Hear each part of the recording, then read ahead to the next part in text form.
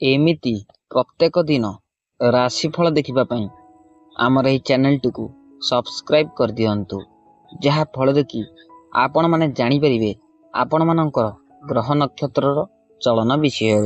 नमस्कार दर्शक बंधु, आज आमे जानिबा मकर राशि व्यक्तिविशेष मानकर जीवन रे किभली एही पवित्र श्रावण मासरे बड़ परिवर्तन हेबाकू जाउछि एवं आपणकर जीवन रे कौन सब बाधा विघ्न थला जहा आपणक ठारू दूरे जाउछि।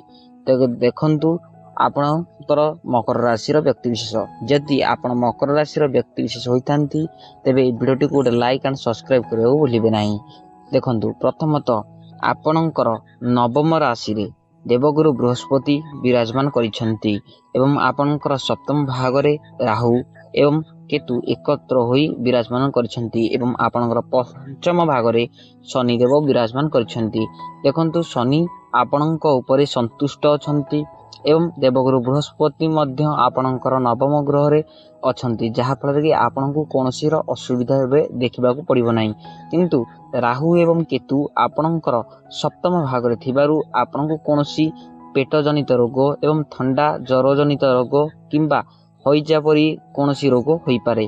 तेणु एथिपई आपण सावधान रहिथिबे एवं सचेतन रहिथिबे। किंतु आपणकर जीवन रे एबे बहुत बड़ परिवर्तन हेबाकू जाउछि, जेहेतु आपणकर नवम भाग रे देवगुरु बृहस्पति विराजमान करिसेंती। तेणुकरी आपणकू अनेक अनेक सुफल मिलिबो। आपणकर कार्य जो कार्य करिवे ताहार सुफल आपणकू मिलिबो। आपण कोनोसी जानवाहन मध्य क्रय करि पारंती। आपण जदि कोनोसी चाकरी करथांती तेबे आपणकर चाकरी क्षेत्र में मध्य उन्नति घटिबो।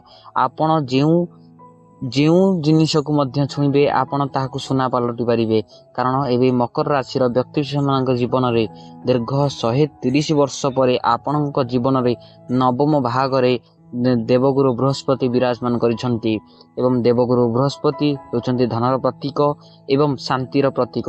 आपणक जीवन रे सी बहुत मात्रा रे आपणकू खुशी कराइबे एवं आपणक जीवनटी बहुत उज्जवलमय होई जिवो। किंतु आपण टिके सावधान रहिबे। आपणकर सप्तम भाग रे राहु केतु थिबारु आपणकू बेसी किछि तो असुविधा देखिबाकू मिलिबो नाही। किंतु आपण यथेष्ट मात्रा रे आपणकर कोनोसी रोग जनित किंबा आपणकर कोनोसी छोटो मोटो एक्सीडेंट मध्य कराई दे पारंती। तेणु आपण सचेतन रहंतु एवं सावधान रहंतु। जदि आपण यार प्रतिकार पई चाहउछंती तेबे आपण कोनोसी बरगछ